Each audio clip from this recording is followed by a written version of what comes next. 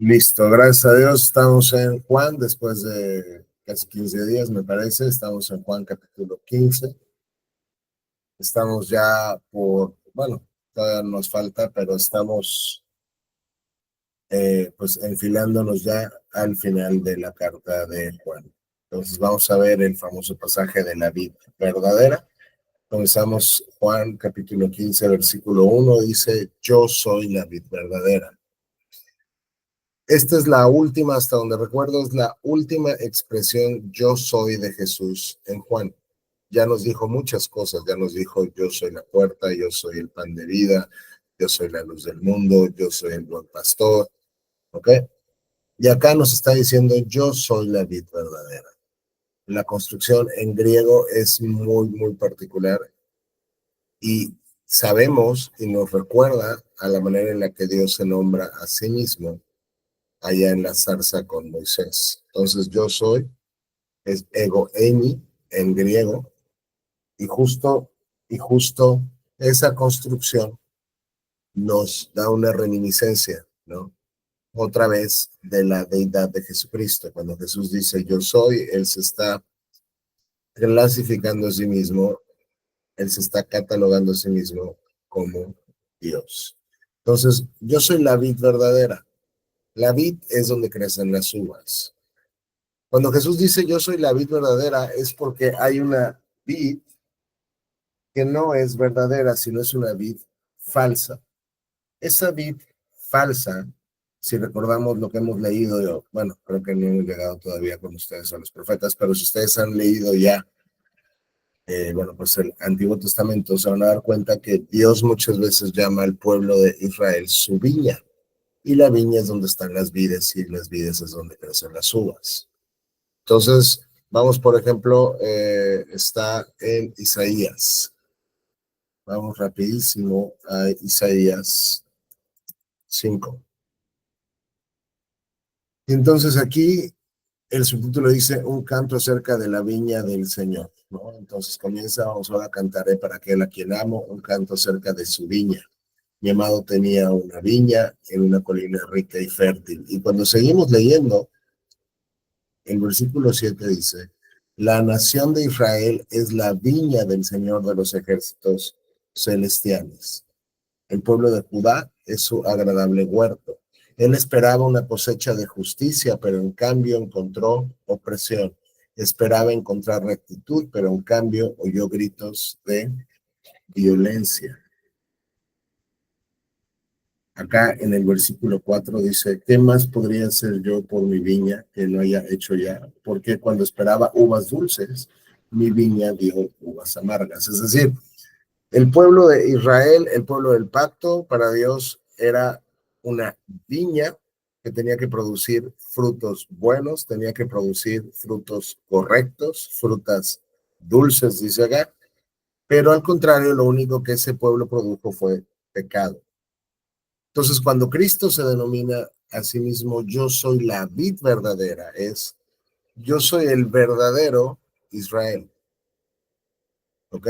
Yo soy el verdadero hijo de Dios que va a cumplir la voluntad de Dios y que va a hacer la voluntad de Dios como no la pudo hacer el pueblo del pacto. Entonces, comenzamos Juan 15, dice yo soy la vid verdadera, otra vez en contraste con la vid infiel, que es Israel, y de inmediato nos dice, y mi padre es el labrador. Él es decir, él es el que cuida la vid o la viña, es el viñador. Y para los judíos, o sea, que estaban acostumbrados a crecer uvas, esta era como una ilustración bastante familiar. ¿Por qué? Porque las vides requerían que se les podara constantemente y, y se limpiaran constantemente para poder dar uvas.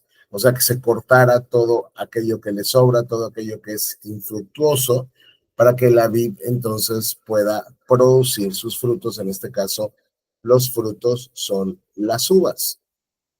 Entonces dice en el versículo 2, Él corta de mí toda rama que no produce fruto y poda las ramas que sí dan fruto para que den aún más. Entonces el padre está cuidando a la vid, que es su hijo, Y hay ramas en Jesucristo que no están produciendo fruto. Y entonces el Padre, ¿qué es lo que hace con esas ramas que no están produciendo fruto? Las corta totalmente de Jesús. Y las ramas que sí están produciendo fruto, el Padre las poda para que den aún más fruto. Y esto es muy interesante porque el proceso de cortar implica dolor. Ahí cuando el Padre está podando, ¿ok?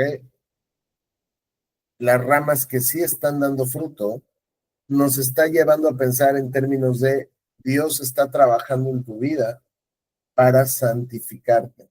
Dios tiene sus medios de poda, ¿no? Para los cristianos, que son los que están como unidos a Cristo, y entonces Dios por medio de su palabra, por medio de su espíritu, te santifica, te poda, quita de ti todo aquello que no sirve, extirpa de ti, digamos, el pecado, para que puedas dar aún mucho más fruto. Pero aquí hay algo bien interesante. Hay ramas que si bien están superficialmente, aparentemente unidas a Cristo, la realidad es que estas ramas no llevan fruto porque la sábila, digamos, que es la sangre que hay en la planta, no está corriendo por estas ramas. Entonces, aparentemente están en el árbol, vamos, en este caso están en la vid, ¿ok? Son parte aparentemente de manera superficial de la vid, pero se revela que en realidad no tienen vida porque estas ramas no están produciendo fruto. Entonces, hay una vid que es Cristo y en esa vid hay dos tipos de ramas. Las ramas que producen fruto y las ramas que no producen fruto. Las ramas que sí producen fruto son podadas por Dios y eso desde luego causa incomodidad y causa dolor para las ramas que están produciendo fruto, pero el propósito del labrador al podarlas es que den aún más fruto del que están dando. Pero hay otras ramas que están aparentemente unidas a la vid, pero por las cuales no corre esa sangre vital y entonces no están llevando ningún fruto. Y el fin último, digámoslo así, de estas ramas que no están produciendo fruto es que simple y sencillamente son cortadas. Ok, entonces ya de entrada en estos dos versículos ya nos dijo mucho. En la iglesia cristiana, porque luego vamos a ver quiénes son los pámpanos, ¿no? En la iglesia cristiana hay verdaderos creyentes que están produciendo fruto y falsos creyentes que no están produciendo fruto. Por eso es que, y cuando lo sistematizas con la parábola del sembrador y con muchas otras parábolas y con enseñanzas del Nuevo Testamento y del Antiguo Testamento, te das cuenta que el verdadero creyente sí o sí tiene que llevar fruto. No todos vamos a llevar la misma cantidad de fruto, pero todos los cristianos vamos a producir fruto si es que realmente somos cristianos. Ahí cuando alguien afirma ser cristiano, conocer a Jesús, y realmente no puedes encontrar fruto en su vida de ningún tipo, entonces esta es una rama que en realidad está aparentemente unida en la vid, pero no tiene vida. En realidad no está corriendo por esta rama la vida de Cristo, que es la que nos lleva a producir fruto, y eso es algo muy importante. Entonces dice, ustedes ya han sido podados y purificados por el mensaje que les di. ¿A quién le está hablando? Recuerden dónde estamos todavía. Estamos en el aposento alto. Estamos en la última cena. Judas ya traicionó. ¿A quién le está hablando? A sus 11. Y les dice, ustedes ya han sido podados y han sido purificados por el mensaje que yo les entregué. Entonces, la palabra de Dios en las manos del Espíritu Santo es un instrumento de santificación. ¿Quieres ser santificado más y más cada vez? Tienes que estar expuesto más y más cada vez a la palabra de Cristo. ¿Ok? Y luego Cristo les dice, permanezcan en mí y yo permaneceré en ustedes. Pues una rama no puede producir frutos si la cortan de la vid y ustedes tampoco pueden ser fructíferos a menos que permanezcan en mí. Es decir, las ramas no tienen vida en sí mismas.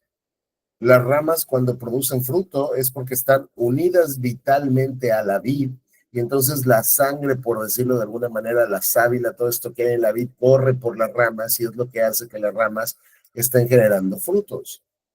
Si tú eres verdaderamente cristiano, tú estás unido a Cristo, tú estás permaneciendo en Cristo, es decir, la vida de Cristo se manifiesta a través de tu vida y entonces vas a llevar fruto.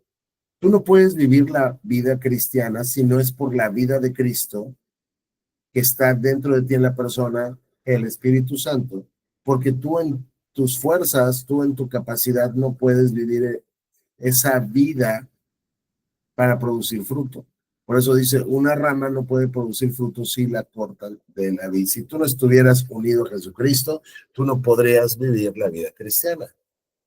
Tú no puedes ser un cristiano fructífero, tú no puedes llevar fruto espiritual a menos que permanezcas en Cristo. Y este permanecer en Cristo quiere decir estar en una unión vital y verdadera con Cristo, no en una aparente, digamos, aparente externa unidad con Cristo, sino estar realmente en una unión vital y verdadera. ¿Ok? Porque es la vida de Cristo fluyendo por medio de ti la que te hace permanecer en Él. Y Cristo se los explica de manera muy clara. Si una rama no está unida vitalmente a la vid, no puede llevar fruto, así que tampoco ustedes pueden ser fructíferos a menos que permanezcan en mí. El fruto del cristiano no es producido por el propio cristiano, el fruto del cristiano es producido por el Espíritu Santo. Y entonces dice el versículo 5, ciertamente yo soy la vid, ustedes son las ramas. Entonces, Cristo nos deja claro quién es quién, qué papel juega cada quien en esta ilustración.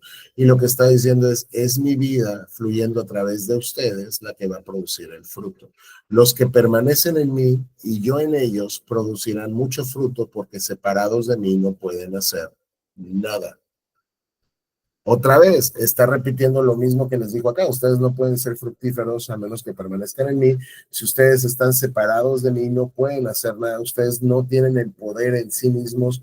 Son totalmente incapaces de producir fruto por ustedes mismos. Si ustedes están produciendo fruto, es porque están permaneciendo en mí. Y permaneciendo en Cristo, básicamente quiere decir ser uno con Cristo, estar unido a Cristo, disfrutar de la vida de Cristo. La unión con Cristo es indispensable para permanecer en Cristo, para tener vida espiritual, es tener dependencia absoluta de Cristo. Porque si una persona no está unida a Cristo, entonces no va a poder producir fruto. Por eso es que no podemos hablar de un cristiano infructuoso. Como dice John MacArthur, tal vez a ciertos cristianos les tienes que buscar el fruto mucho, mucho, mucho y estar ahí viendo entre la maleza y de repente vas a encontrar un frutito chiquitito, ¿no? Pero es un fruto. Y ese cristiano está produciendo fruto porque está permaneciendo en Cristo, porque está unido en Cristo. Pero hay gente que de manera externa, de manera aparente, están vinculadas a la vida. Sin embargo, la vida de Cristo no fluye por ellos. Entonces, ante la total incapacidad del hombre para producir su propio fruto, estas ramas son estériles. Por eso Cristo te dice, separados de mí, si no estás en la vid, no puedes hacer nada. El que no permanece en mí es la rama que no produce fruto, que nos dijo en el versículo 2. Los que no permanecen en mí son desechados como ramas inútiles y secas. Es decir, una rama en una vid que no produce fruto no sirve para nada. Una rama en una vid que no produce fruto es un desperdicio de rama. Sirve únicamente para la basura. Es una rama estéril, es una rama seca. Y ese es el tipo de ramas que el padre, que es ¿quién? El viñador o labrador, está cortando de la vid para que no estén ahí nada más ocupando un espacio, ese es el punto. Luego, ¿cuál es el destino de estas ramas inútiles y secas que no sirven para nada, que no producen ningún tipo de fruto? Todas esas ramas se juntan en un montón para quemarlas en el fuego. Esta es una referencia clarísima, uno, a que estas ramas no sirven para algo útil, ni nada por el estilo. Y sobre todo, estas ramas van a ser quemadas en el juicio del infierno. Este lenguaje, desde luego, te lleva a pensar de inmediato en el juicio final. Ahí en los muchos que le van a decir a Cristo en Mateo 7, Señor, Señor, en tu nombre hicimos, en tu nombre hicimos, en tu nombre hicimos, y Él les va a contestar, yo no sé quiénes son ustedes, yo no los conocí, aléjense de mí ustedes que hacen y practican la maldad. Entonces, este lenguaje te está diciendo claramente que hay un tipo de ramas que de manera externa y de manera superficial están unidas a Cristo, por decirlo de una manera, pero no de manera mística y no de manera vital. Y entonces este tipo de ramas va a tener un final trágico, porque son ramas estériles que no tienen savia. Entonces, si no tienen savia, se marchitan, solo sirven para el fuego. Es decir, son los apóstatas.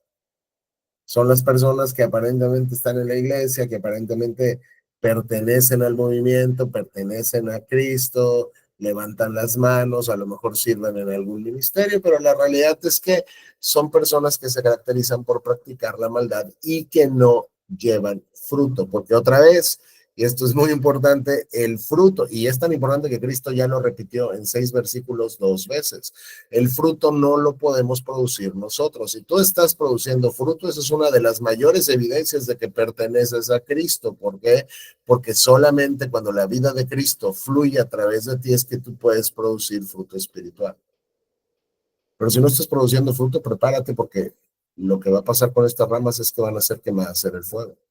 Si ustedes permanecen en mí y mis palabras permanecen en ustedes, pueden pedir lo que quieran y les será concedido. Y otra vez, permanecer en Cristo tiene que ser con pámpanos verdaderos que están unidos a Cristo con una fe activa, y esa fe activa se demuestra por medio de amor, y ese amor a Cristo se demuestra por medio de y lo saben todos, de la obediencia constante a los mandatos y a la ley de Cristo. Entonces, permanecer en Cristo tiene que ver con tener una fe verdadera, y esa fe verdadera se traduce en un amor verdadero, y ese amor verdadero se observa por medio de tu conducta. Entonces, si ustedes permanecen en mí, es decir, si ustedes viven de esta manera, el resultado es que mis palabras van a permanecer en ustedes. ¿Por qué? Porque se van a caracterizar por ser personas que obedecen la ley de Cristo. Una persona que está permaneciendo en Cristo no puede tener una relación indiferente con la palabra de Cristo, es decir, con la palabra de Dios. Cuando una persona está permaneciendo en Cristo, esta persona permanece obedeciendo la palabra de Cristo. Y si tú estás viviendo de esta manera, estás llevando ¿qué? Fruto. Y si estás llevando fruto, Cristo dice, pide lo que quieras y te lo voy a conceder. ¿Por qué?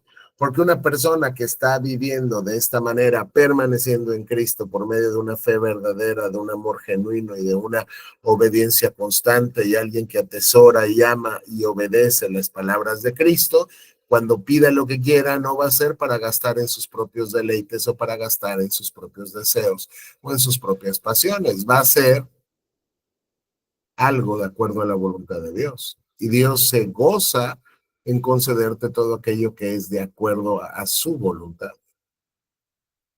Entonces, el resultado de este proceso de permanecer en Cristo, 8, va a ser que van a producir mucho fruto. Y ojo, lo que dice el versículo 8, cuando ustedes producen mucho fruto, ¿qué es lo que están demostrando? ¿Qué es lo que están demostrando? Que son mis verdaderos discípulos. Esto es lo que ya veníamos diciendo.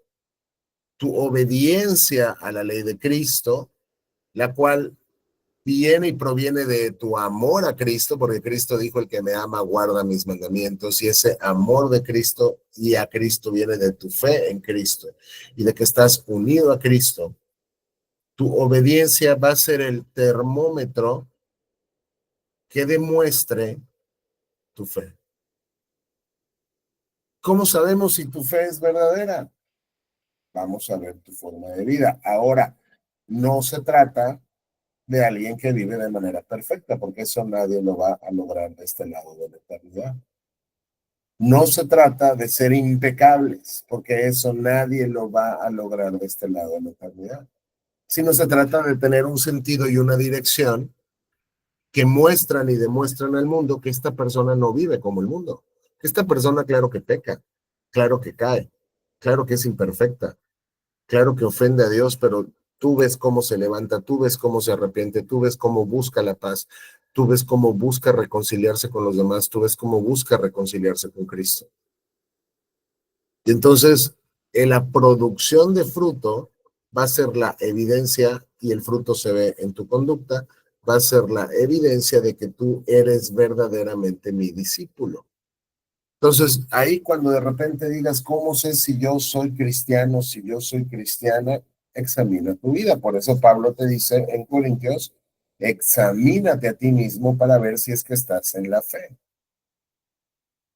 Porque si estás en la fe, dice Pablo, tienes que pasar el examen. Y no me digas que no sabes, es algo muy sencillo, llevas o no llevas fruto. Porque la permanencia en Cristo va a tener como resultado necesario el llevar mucho fruto. Y este mucho fruto se está refiriendo desde luego a fruto espiritual que incluye las cualidades de carácter que puedes encontrar en Gálatas. A ver, ¿cuál es el fruto del espíritu de acuerdo con Gálatas?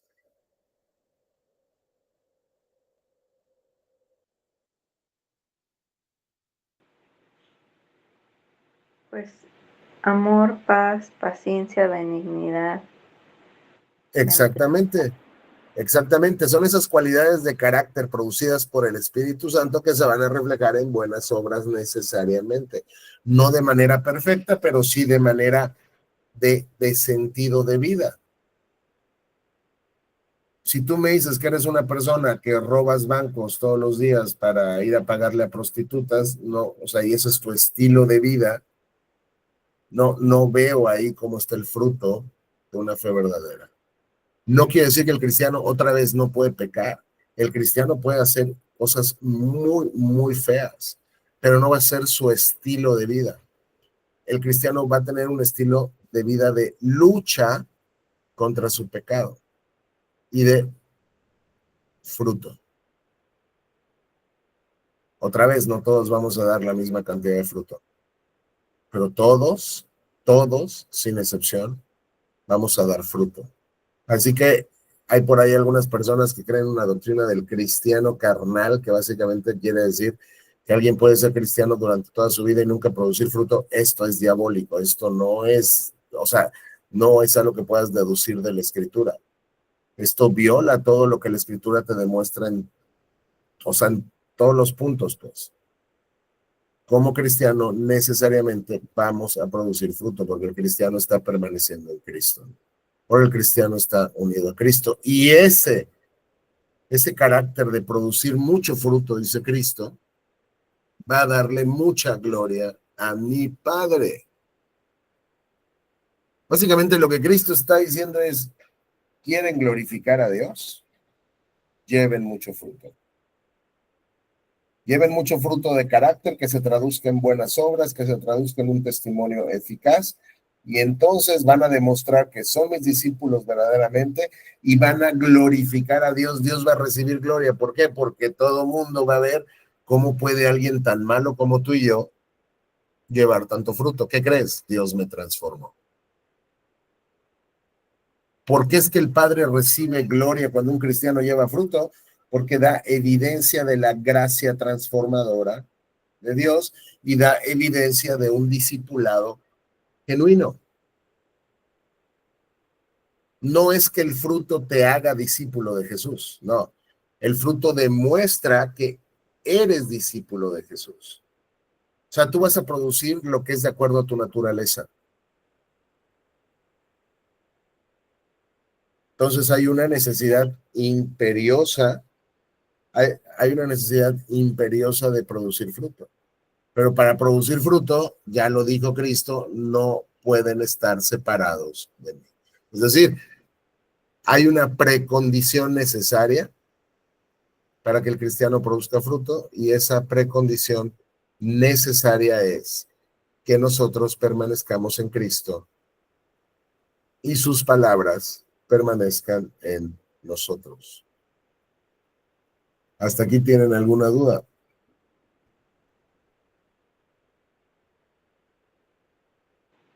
No.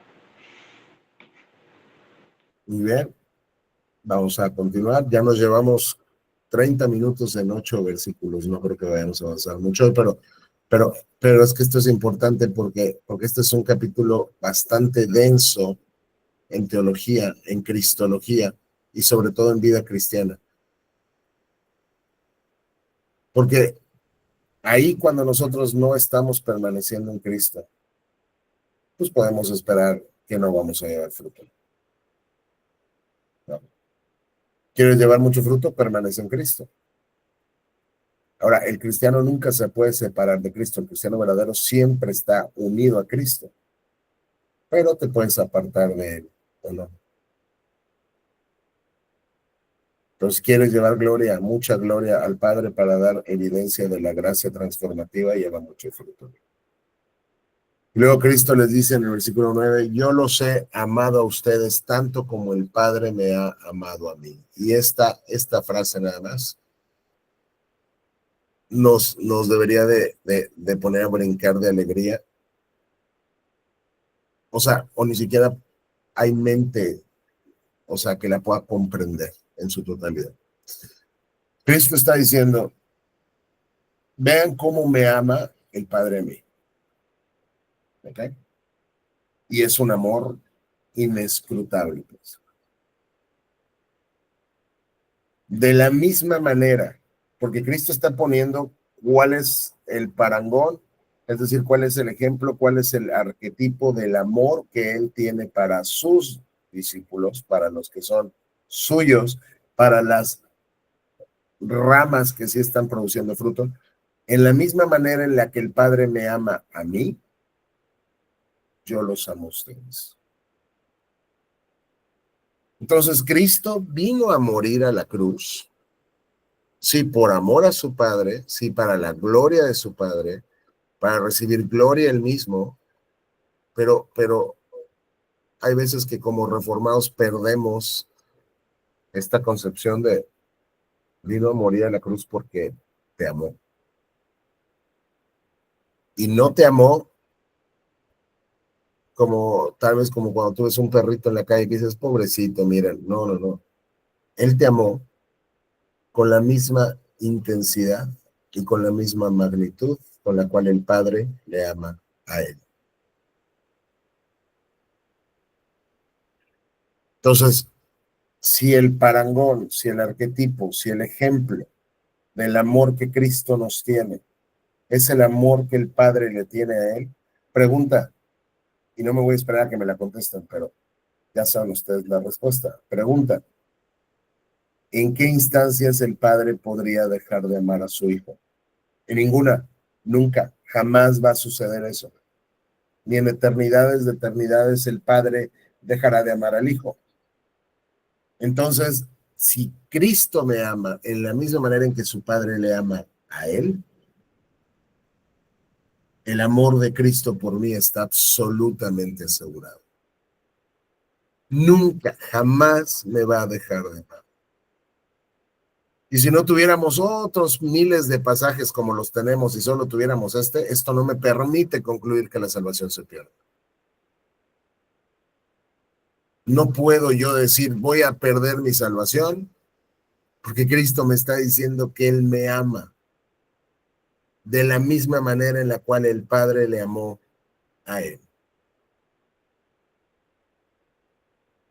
Entonces yo ya los amo de la misma manera y con la misma intensidad y con la misma magnitud con la que el Padre me ama a mí. Luego ustedes ahora permanezcan en mi amor. Ese amor ya está ahí para ustedes. No se lo tienen que ganar. Yo se los doy. Yo decidí amarlos. Tú no te tienes que ganar el amor de Dios. Tú no puedes hacer nada para ganarte el amor de Dios. Él te amó antes de que nacieras y Él te amó así con la bola de pecado que eres tú y que soy yo. Él no te amó porque hubiera algo maravilloso en ti que dijera, híjole, pero qué buena persona es Juanito. Él te amó porque te quiso amar, porque decidió amarte así como estabas. Entonces Cristo te dice, permanece en mi amor. Jesús, ¿cómo permanezco en tu amor? ¿Cómo puedo yo, Jesús, permanecer en tu amor? No quiere decir que su amor se acabará, sino vive de acuerdo con el amor que yo te tengo. ¿Cómo permanezco en tu amor, Jesús? Cuando obedecen mis mandamientos, permanecen en mi amor.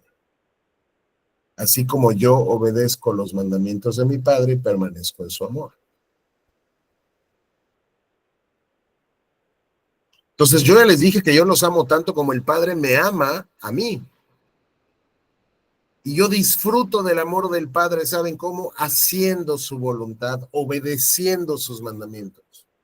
Ustedes quieren disfrutar de mi amor y permanecer en mi amor y vivir de acuerdo con ese amor que ya les di, obedezcan mis mandamientos.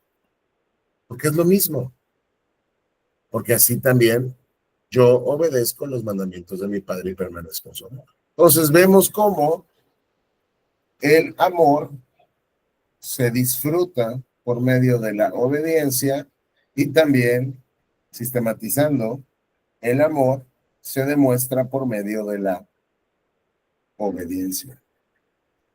Entonces, otra vez, el llevar mucho fruto tiene que ver con obedecer.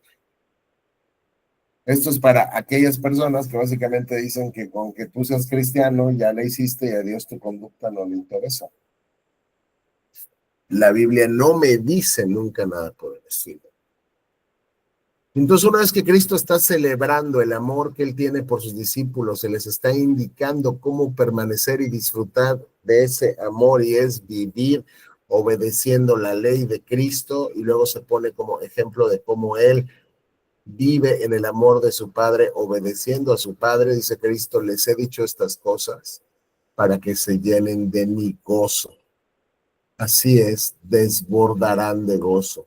Yo no sé si tú has leído antes Juan 15 y si habías tú leído esta frase, pero ahora piensa en todo lo que hemos dicho ahorita. El hecho de que Cristo te haya dicho, yo te amo de la misma manera en la que el Padre me ama a mí, y tú puedas pensar en todas las implicaciones y las aplicaciones que esto tiene sobre tu vida, esto debería de ser suficiente para que tu corazón explote de gozo. ¿Cómo puedo tener gozo? Ve a Cristo. ¿Cómo puedo tener gozo? Ve a Cristo.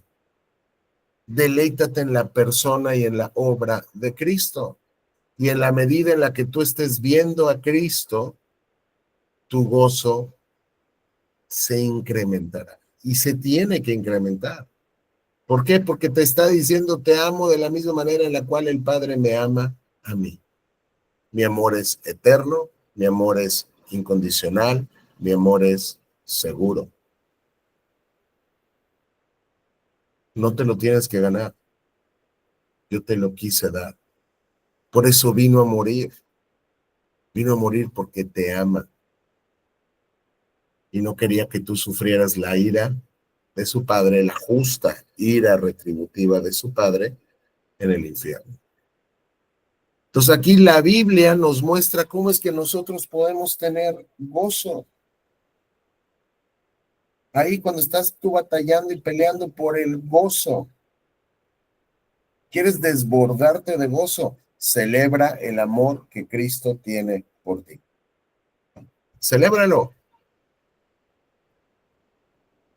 Que es de la misma naturaleza y de la misma magnitud que el amor que el Padre tiene por él. Wow. Suficiente para que tu mente vuele.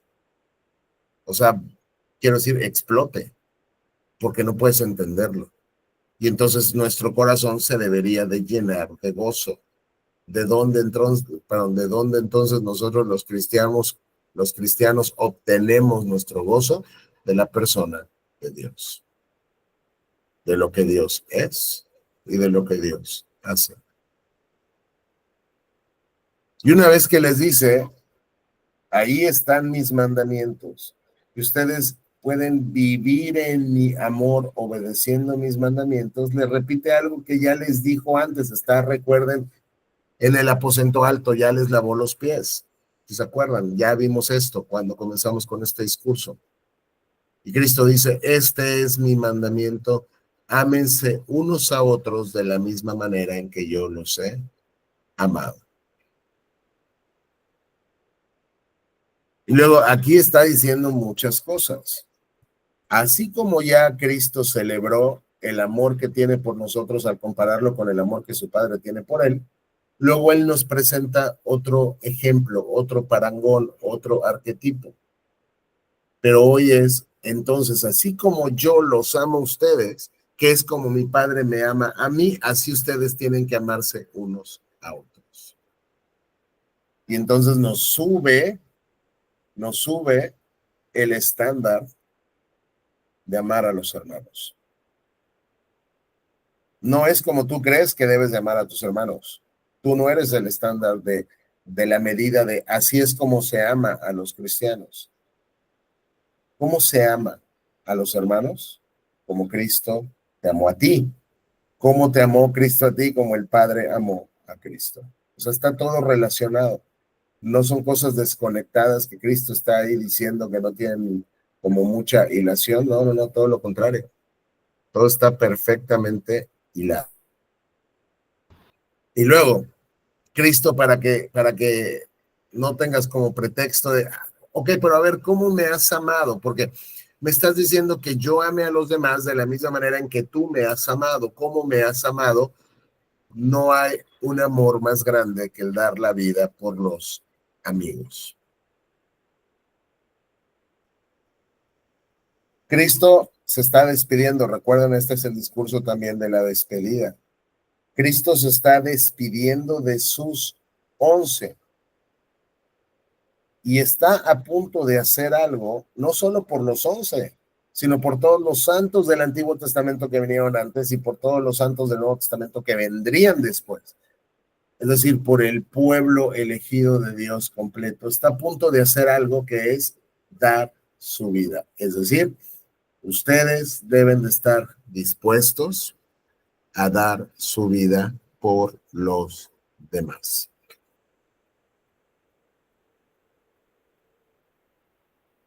O sea, siempre, y ya lo hemos dicho, siempre se dice, el hombre tiene que dar su vida por su esposa, ¿no? O sea, tienes que amar sacrificialmente. Y sí es cierto, a tu esposa. ¿Cómo es que amas sacrificialmente? Así como Cristo se entregó, el hombre se tiene que entregar por su esposa. Pero he escuchado a veces gente que dice, pero solo por ella se tiene que entregar así. Yo no lo creo. Yo no lo creo porque la Biblia me dice otra cosa. Este amor sacrificial no es solo por la esposa. Este es un amor sacrificial por todos tus hermanos.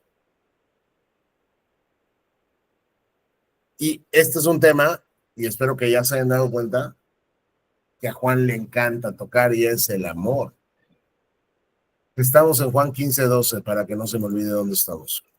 Vamos al famosísimo versículo que todo el mundo conoce, Juan 3:16. Pues Dios amó tanto al mundo, otra vez, amor que dio a su único hijo, a su hijo unigénito o monogenes, para que todo el que crea en él no se pierda, sino que tenga vida eterna. Y este versículo nos lo sabemos, Dios amó al mundo, ya lo vimos ahorita, que él nos dio a Cristo para que Cristo muera por el pueblo elegido de Dios, para llevarnos a la vida eterna y que no vengan a condenación. Juan 3:16. Nos está hablando del amor que Dios mostró por el mundo. Ahora, primera de Juan 3:16. Es curioso, pero Juan 3:16 solo le pones un 1 antes y dice, conocemos lo que es el amor verdadero. Juan se acuerda que él escribió Juan 3:16. Y de manera providencial, este versículo está siendo primera de Juan 3:16. Entonces ya conocemos lo que es el amor verdadero, porque Jesús entregó su vida por nosotros. Aquí está recitando básicamente Juan 3:16. De manera, Juan 15:12, de manera que nosotros también tenemos que dar la vida por nuestros hermanos. Y este versículo, que es casi lo mismo, Juan 3:16, primera de Juan 3:16, no es tan conocido. El que es más conocido es primera de Juan 3:16, porque nos encanta celebrar el amor de Dios por nosotros. Pero gracias al amor de Dios por nosotros y al mandato que Cristo nos está dando, ahora nosotros tenemos que amar a los hermanos de la misma manera como Cristo nos amó a nosotros. Y si lo quieres ver de manera muy clara, Juan te dice de parte de Dios, así que tú también tienes que dar tu vida por tus hermanos, no solo por tu esposa, por tus hermanos. Entonces, Cristo dice, no hay un amor más grande que el dar la vida por los amigos.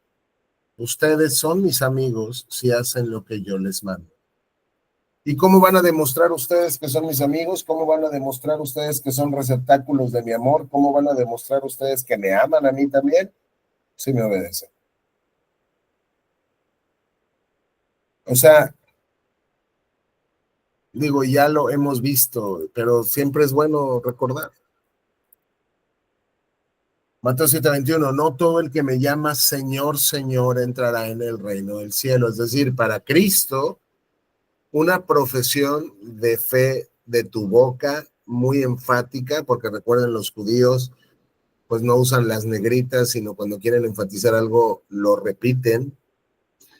Cuando Cristo está diciendo, no todo el que de manera enfática me afirma como su Señor va a entrar al reino del cielo. Para Cristo, tu profesión de fe vale nada. Para Cristo, tu profesión de fe vale nada. Lo que digas con tu boca no tiene ningún valor. Dice, solo entrarán aquellos que verdaderamente hacen la voluntad de mi Padre que está en el cielo. Y no es porque, es que se están ganando su salvación haciendo la voluntad de Dios. No puedes. Pero el hacer la voluntad de Dios es una evidencia de que tu fe es verdadera, viva y eficaz.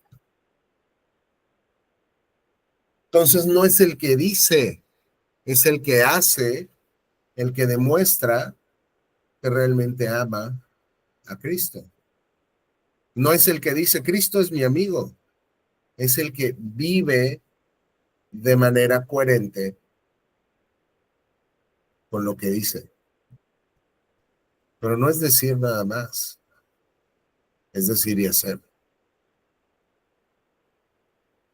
Por eso Santiago nos dice, no seamos gente que escucha la palabra, le entra por un oído y me sale por el otro.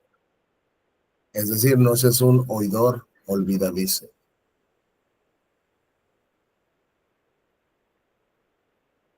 Dice, el día del juicio muchos me dirán, Señor, Señor, otra vez está esa profesión de fe.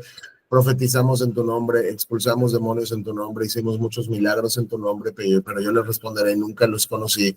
Aléjense de mí ustedes que violan las leyes de Dios. Ustedes vivieron como si Dios nunca les hubiera dado una ley que obedecer. Ustedes vivieron haciendo totalmente lo contrario de lo que Dios pide. Aléjense de mí, yo no los conozco. Ustedes no son mis amigos. No, es que sí soy tu amigo. No, tú no eres mi amigo. ¿Quién es mi amigo? Ustedes son mis amigos si hacen lo que yo les mando. Entonces, otra vez, la vinculación entre el amor y la obediencia. Pero no solo tu amor por Cristo, sino el amor que Cristo te tiene a ti. Por eso dice, permanece en mi amor. ¿Quieres celebrar el amor de Cristo? Vive obedeciendo.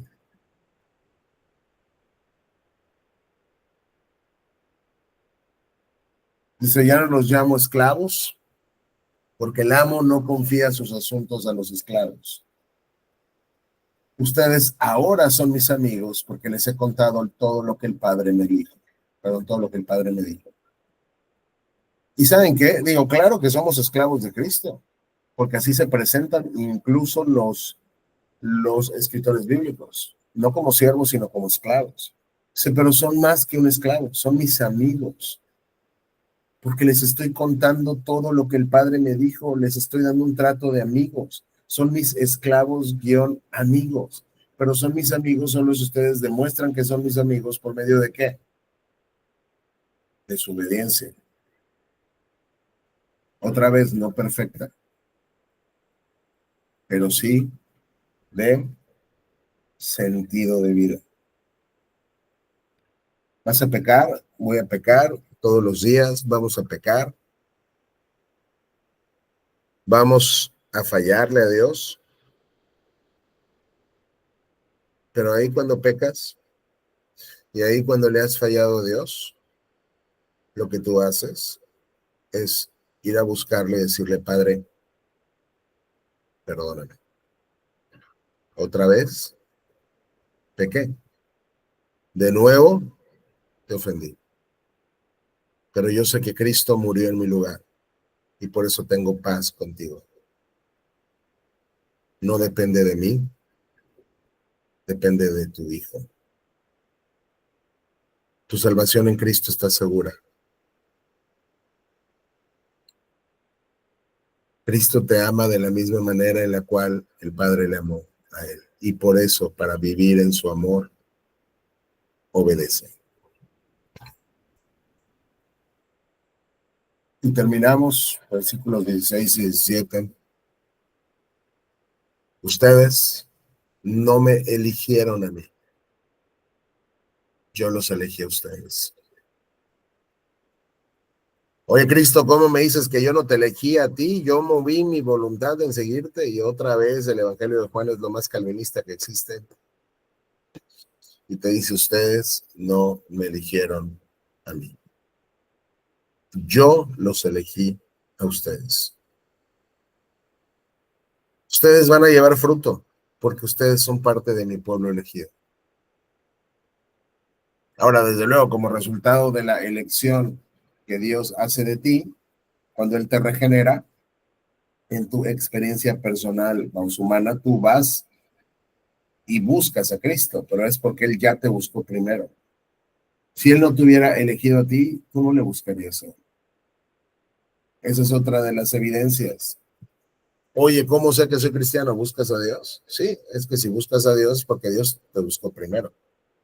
Un cadáver espiritual, en términos paulinos, que está ajeno a la vida de Dios, no va a buscar a Dios. No va a tener interés de conocer a Dios. Ahí cuando un hombre empieza a despertar en su ser el deseo de buscar a Dios es porque Dios ya lo buscó primero. Entonces, nuevamente nos deja claro quién elige a quién y ustedes no fueron a mí, fui yo a ustedes. Y los elegí, no nada más para que se vean bonitos ahí. Yo los elegí con un propósito particular. Y ese propósito es, les encargué que vayan y produzcan frutos duraderos, así el Padre les dará todo lo que pidan en mi nombre. Yo los elegí a ustedes con un propósito. Y ese propósito es que lleven fruto. Luego entonces, otra vez, por favor, dejemos de pensar, si alguien incluso lo llegó a pensar alguna vez, que puede haber tal cosa como un cristiano infructuoso de por vida y de toda la vida. Van a haber temporadas en tu vida donde no produzcas frutos, sí, porque te estás alejando de Cristo. Pero como eres suyo, Él va a ir por ti y te va a traer, ya sea con cuerdas de mucho amor o con disciplina. Y su disciplina también es amor. Pero Él no va a dejar que te vayas completamente. Porque Él te eligió para que tú lleves y produzcas mucho fruto, y fruto duradero, y al producir ese tipo de fruto, ya lo vimos, el Padre recibirá gloria. Y al estar viviendo de esta manera y estar produciendo ese tipo de fruto, tus oraciones serán contestadas. El Padre te dará todo lo que pidan en mi nombre. ¿Por qué te va a dar todo lo que pidan? Porque la gente que está produciendo mucho fruto y está permaneciendo en Cristo y está celebrando su amor, no va a estar pidiendo para sus pasiones y no va a estar pidiendo para sus deleites, sino va a estar pidiendo de acuerdo con la voluntad de Dios.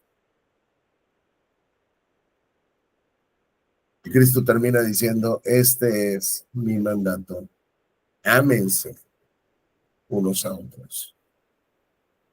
Otra vez, lo mismo, ámense unos a otros. Parte de esta vida fructífera es anda en amor. ¿Cómo andamos en amor? ¿Cómo podemos andar en amor? ¿Qué te parece esto? Una persona que anda en amor no quiere andar peleando. Y cuando pelea, se reconcilia de inmediato. ¡Pum! No quiere vivir enojado, no quiere vivir con rencor, no quiere vivir con resentimiento, no quiere que haya conflicto. Una persona que anda con amor y en amor va a estar imitando a Cristo en su vida con su esposa, con sus hijos, con su esposo, con su familia, pero también con los hermanos y también incluso con el mundo afuera.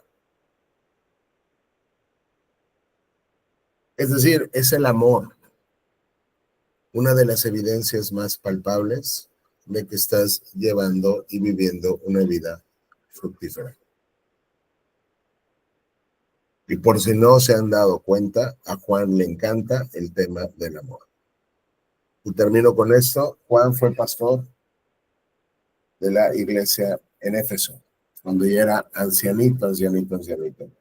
Y cuentan los primeros pastores en sus escritos del siglo I, del siglo II. Policarpo fue discípulo de Juan, y luego Policarpo se lo contaba a sus estudiantes y todo. Que ya Juan viejito,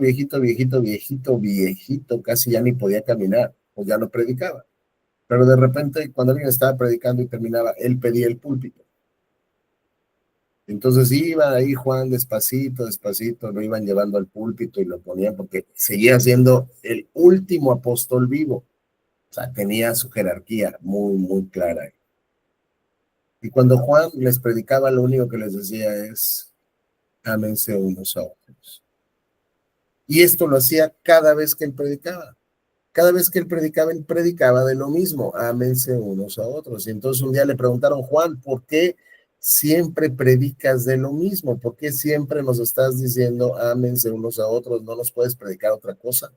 Juan dice, siempre predico lo mismo porque es lo más importante. Ámense unos a otros. Porque recuerden que ya lo vimos también en este mismo, vamos, en el sermón, en el discurso que estamos estudiando, ya lo vimos también. Cristo nos dijo, el mundo sabrá que son mis discípulos en el amor que se tengan unos a otros. Y el mundo sabrá que son mis discípulos, ya lo vimos aquí en Juan 15, y van a demostrar que son mis verdaderos discípulos y mis amigos, en que lleven mucho fruto y mi Padre reciba gloria al ver la gracia transformativa de mi Padre en la vida de su pueblo. Entonces, hasta aquí nos vamos a quedar el día de hoy. Generalmente avanzamos más, pero no, o sea, pues no importa. O sea, el punto es ir poco a poco y esta sección sí es muy rica. Bueno, toda la Biblia, pero esta sección es muy densa. Entonces, nos vamos a quedar acá para la próxima semana, si Dios quiere. Vamos a continuar en el 15 de 18. ¿Tienen alguna pregunta, alguna duda, comentario?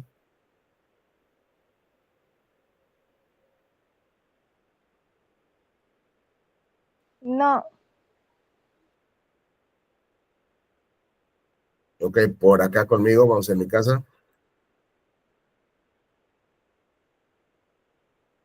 No. Ok, entonces un momento voy a terminar con la grabación.